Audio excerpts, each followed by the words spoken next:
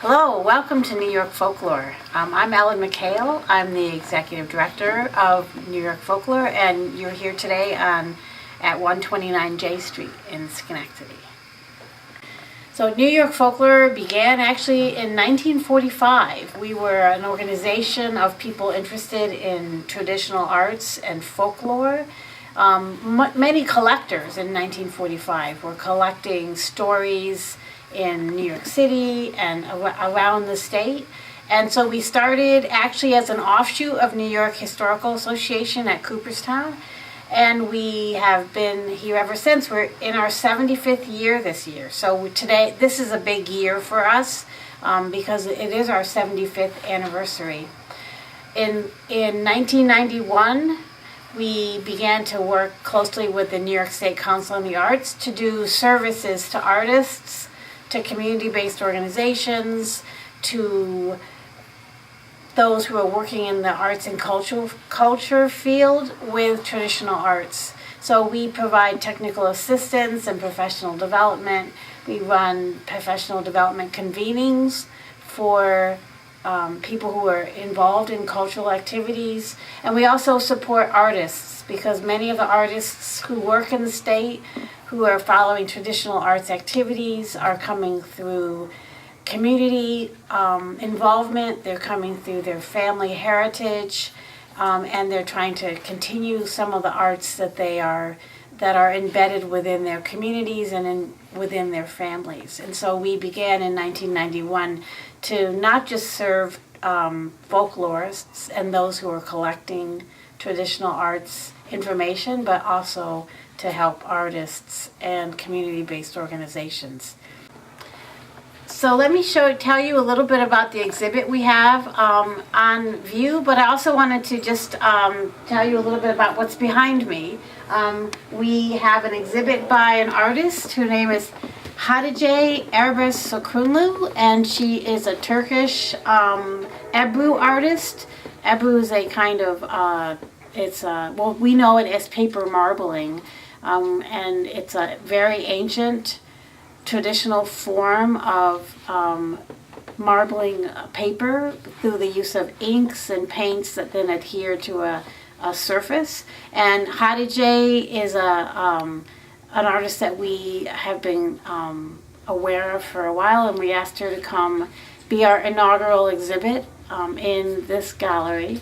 We have behind me some of her work actually that she does on a card form, but we also have the work of other artists who are working in paper.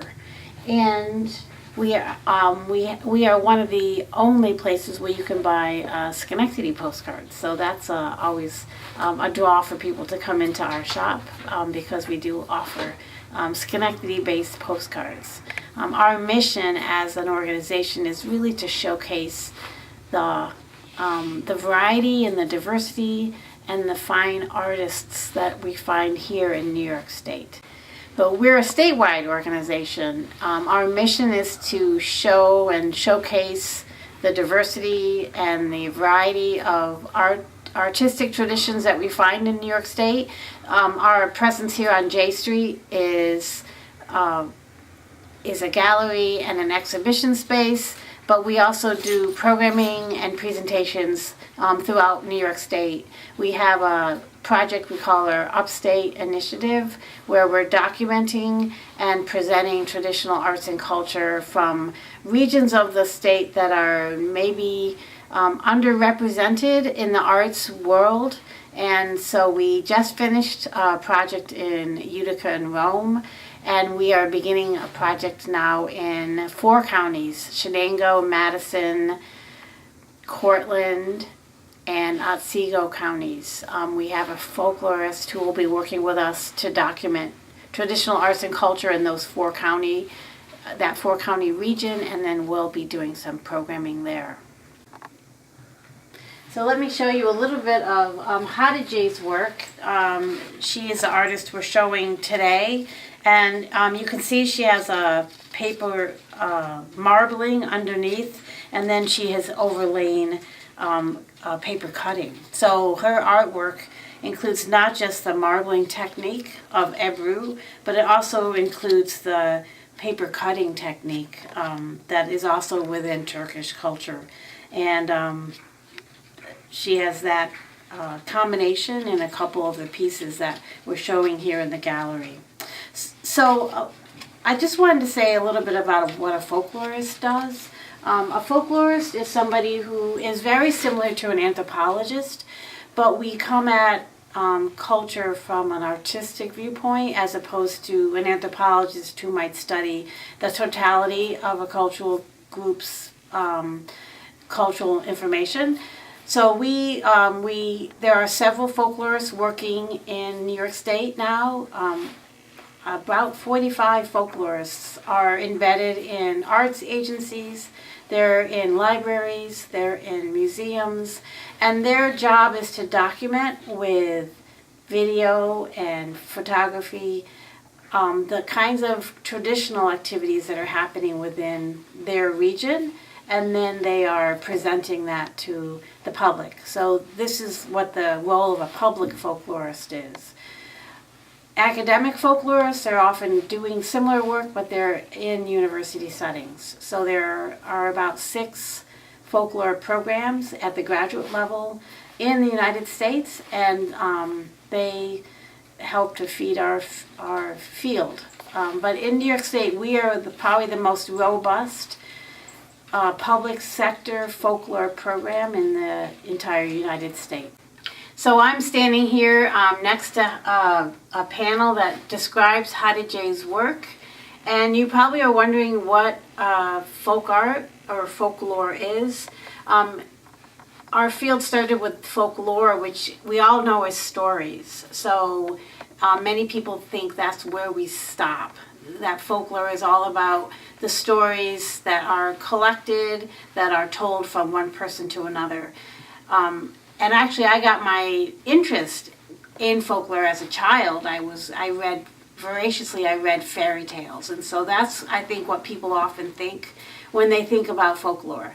But folklore is much bigger than that. It's not just stories. We work with all art forms. We work with craft traditions. We work with music and dance. We work with food production, which is something that that everybody has a resonance with, because we all have recipes that we pass from one person to another, or that are in our families and are important to our celebrations. So folklore also looks at celebrations and how we celebrate different holiday traditions. We look at belief traditions. We look at the way of doing things. So one of the key aspects of traditional arts and culture and folklore is it's something that's passed from one person to another, often through oral means, not through a written means, and that method of transmission is really what defines folklore or folk art as being folklore or folk art. So it does have resonance with heritage and people's history within their families, within their ethnic group or their region, their community, but it's those aspects of heritage that we share with each other within that group setting that we pass from one person to another. So the Folklore Society really looks at all forms of art and culture within New York State. So we think that folklore, traditional arts are very important to not just to individuals and to families, but also to our communities. At the individual level, traditional arts and culture and folklore really have a lot to do with how people see themselves, what their identity is. They have pride in their own heritage, and so that in itself, on a personal level, is important. For Hatice, it also reflects her heritage, her birthright as a Turkish person, but now a Turkish American individual. as an example, she takes pride in her heritage as a Turkish woman, as a Turkish American woman, and we think the Folklore Society feels strongly that folklore is important as a reflection of the diverse communities that we find here in New York State. As you can see, it's really a beautiful art form. And I'm always amazed that she can create figurative pieces. That she creates a flower, for example, just by the way she lays the paint on the surface of water, and then she uses a number of implements like combs or other kinds of implements that she can shape the image that she's going to adhere to the paper. She did a workshop the day of our opening, and I find it magical in how that process works. A very old historical process, but also one that comes up to the present. And she has a number of different styles that she taught at the workshop, a number of different techniques that she used, some of which, this one over here, you might recognize. We see it, this kind of ebru, I think, or this kind of paper marbling, sometimes in books that have very fine papers and fine covers. The show you are watching has been produced by SACC.TV.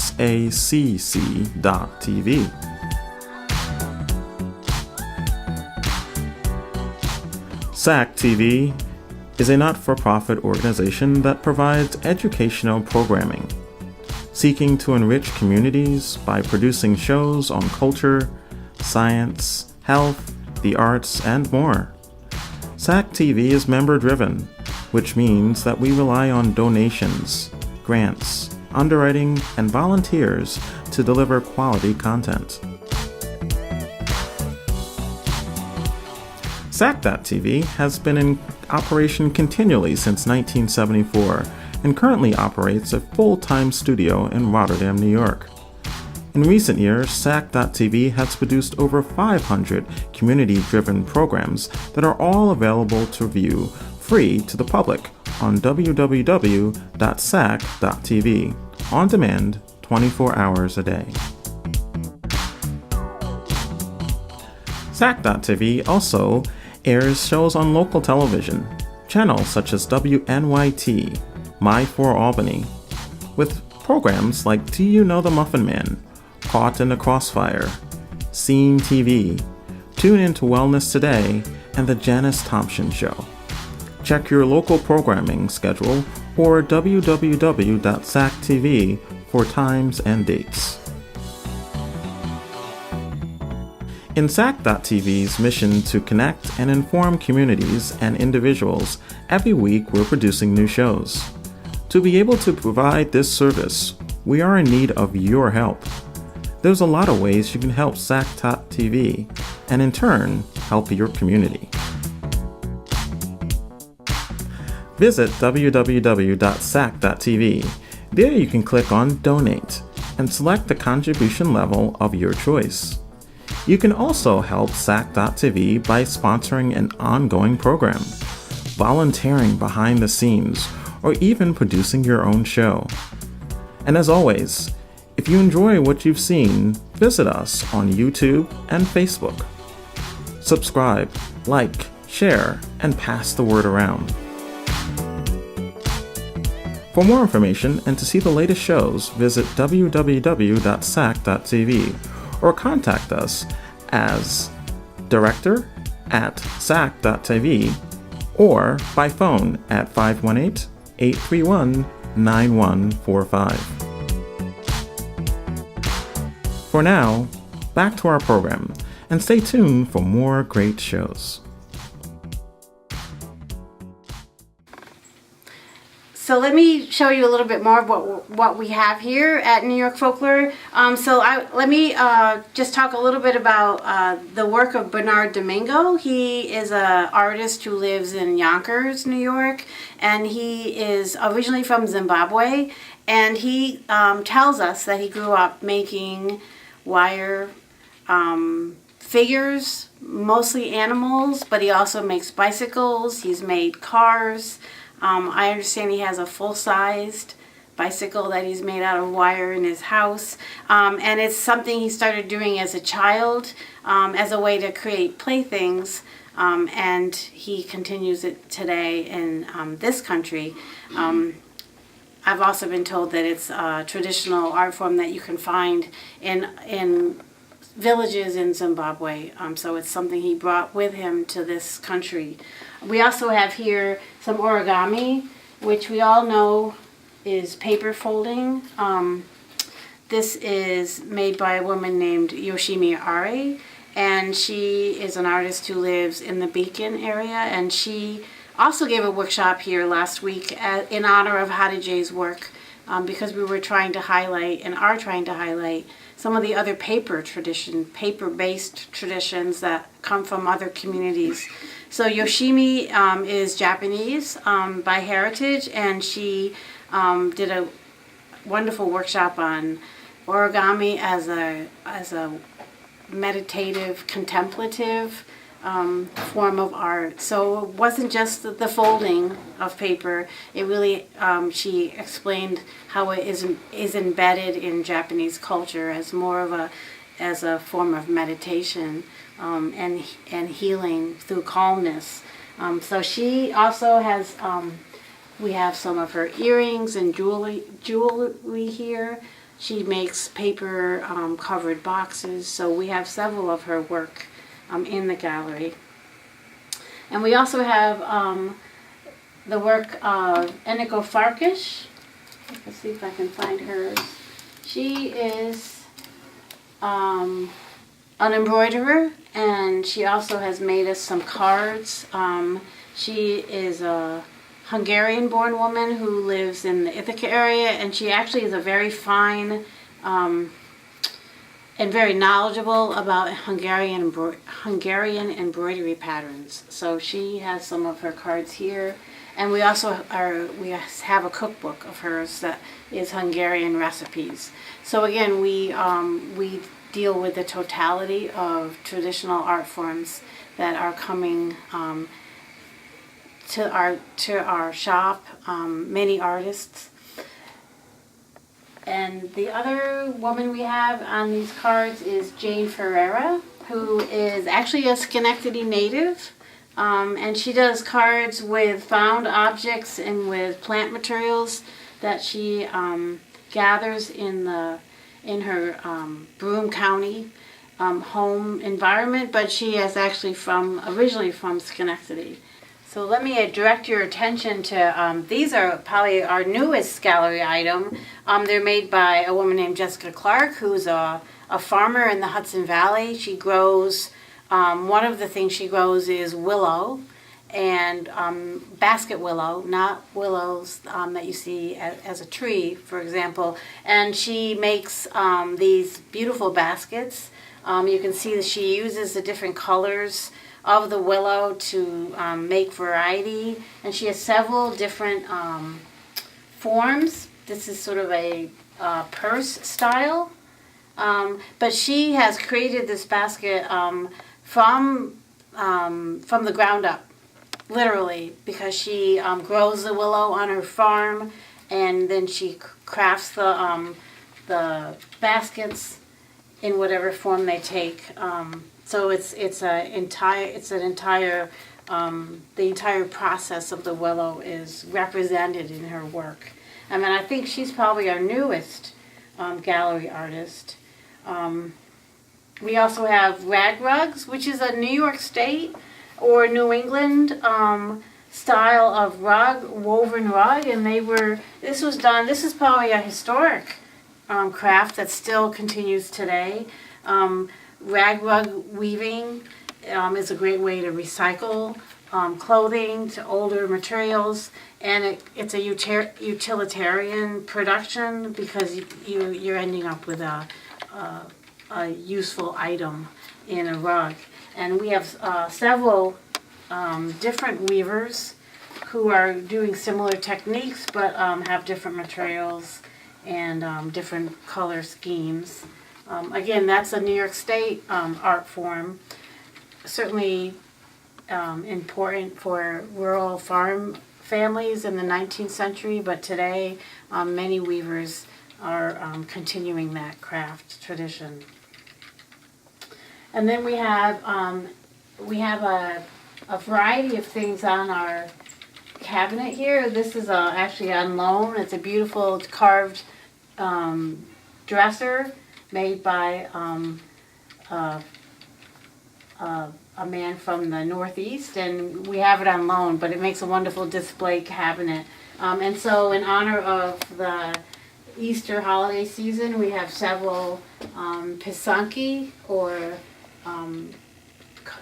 colored eggs that are done by a man who's in Astoria, Queens, and he is Ukrainian, and he does these beautiful pisanki eggs. Pisak means to write, so a pisanki egg is you actually write the design onto the egg is the translation. So as we're in front of the rugs, I wanted to say a little bit more about tradition and why the artwork that we have at New York Folklore is a little different than maybe other galleries. One of our core, what we feel is important, is that communities possess this information and that it gets passed from one person to another. I mean, we could go to a library and we could say we want to learn how to weave a rag rug. It's a basic weaving technique. It's not a complicated pattern. And we could say we could do that, and that's true. It would be a fine rug.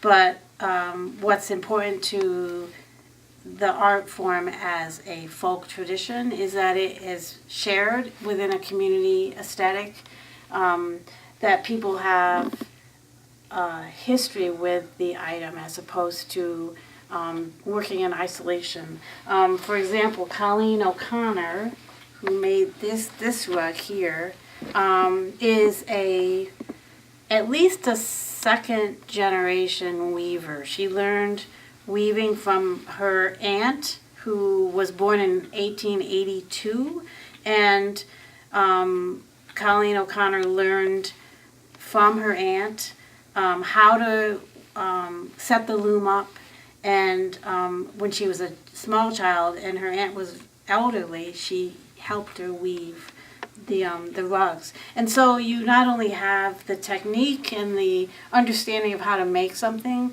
but you also have the knowledge of how it worked within a community, how it worked within a family, and it gives a richness that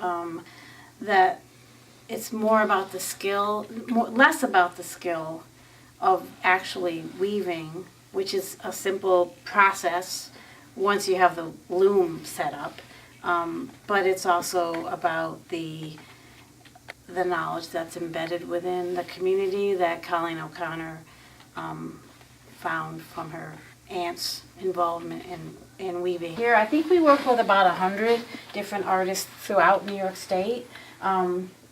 So some are from the Capital District, some are farther afield, but they all have to represent some tradition that's here in New York State, and they themselves have to be a resident of New York State at this moment. It doesn't have to have been a resident a year ago. We work with a lot of newcomers, a lot of refugee and immigrant artists, but they have to now be currently living in New York State to be part of our gallery shop. So we'd love to have you come visit. We have a website, nyfolklore.org. You can see what our programs are and some of the projects that we're doing throughout New York State if you visited our website. We are a membership organization, so we're always interested in having people join us. We have programs that are available if you are a member, say for example at a discounted rate. You receive a discount in anything that you buy in our shop if you're a member. So we're open here Tuesday through Saturday. We'll be open from Tuesday through Sunday, beginning on May 5th, when the green market comes back outside, and will be open through the entire green market season on Sundays. We also will be part of the Kids Arts Festival. We've participated with that street festival since we started here in 2000. We always present an artist who's connected to us in some way. So Ellen LeCue will be our featured artist at the Kids Arts Festival, and she'll have some kid-friendly activities to do. We also have coming up later this summer another artist that will align with Hattie J's exhibit. We have a woman who's works with the paper cutting tradition from China, and she'll be doing a paper cutting workshop here sometime in the late summer. And so stay tuned to look at our website, and we'll have a date and an opportunity for you to participate in that paper cutting workshop. Well, welcome back. I'm still trying to bake the muffins. But finally, I think we're finished. I hope you enjoyed our show today. If you would like to make an order or donate muffins to charity, then please go to the website listed below. With every muffin order, we donate muffins to the charity of your choice. I call it giving your dough to charity. I also encourage you to donate directly to the featured charity today by going directly to our website and getting their information. Thank you very much for watching, and keep on dancing through life by giving to others through love. Let me finish baking these muffins, and see you next time.